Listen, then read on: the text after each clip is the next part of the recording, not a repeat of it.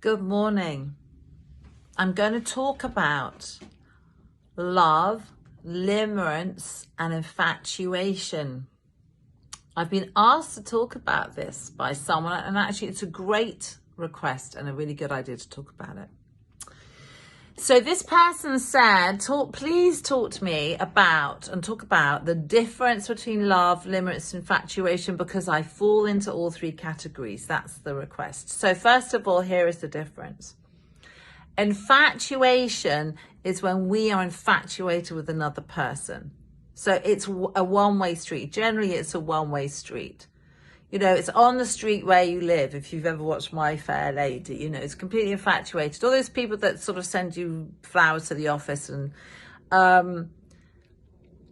dark infatuation leads to potential sort of stalking land. It leads to obsession.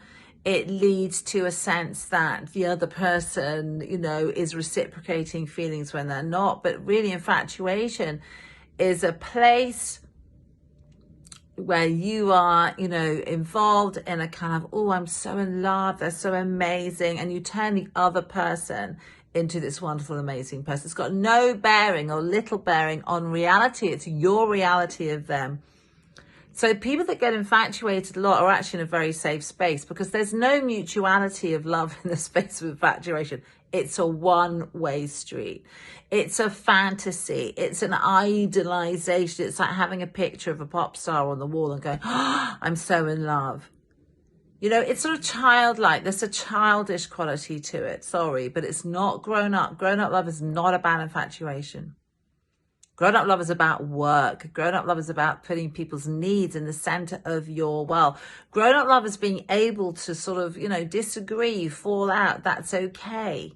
You're securely attached enough in your relationship that you don't just split up because someone, you know, said, I don't like what you're wearing or something. Infatuation, there's no dialogue around it, right? No one falls out with anybody because there's no one involved in it. It's just a fantasy.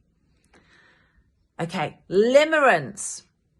I think I'm shouting. Limerence is the bit when two people, mainly two people, get together and they're beginning to fall what they believe is in love. And maybe it is in love, but it's the bit when all you want to do is be with them, speak to them, talk to them, hold them, kiss them, smell them, make love with them 24/7.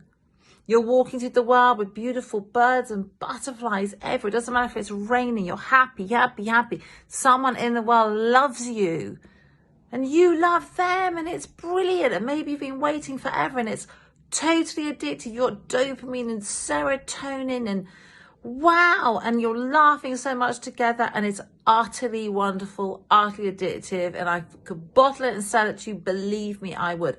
It's amazing. It's like when you give birth and you look at your baby, you know, it's like, whoa, what is it that? And your body, all your hormones are telling you're happy and in love. And, you know, it's the sort of similar thing.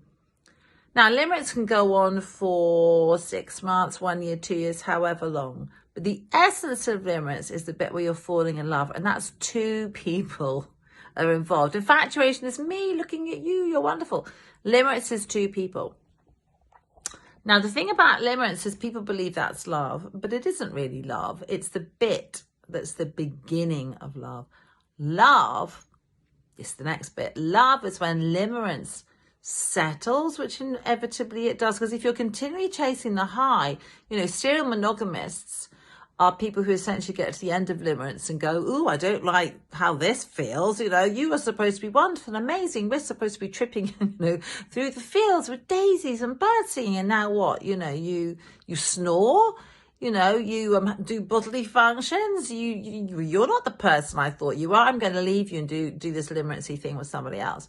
Love is about hard work. Love is about looking at something. I want to know you. I'm curious about you. I'm building a world with you. I'm building a life with you. We'll have our ups, we'll have our downs, but you are so important to me. You know, I want to really make sure that I honor you.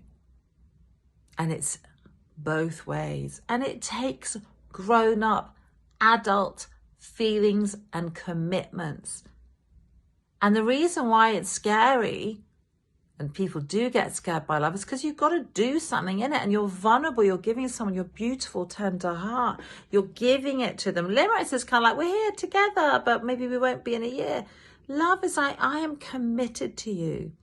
And that means I'm open and I'm vulnerable.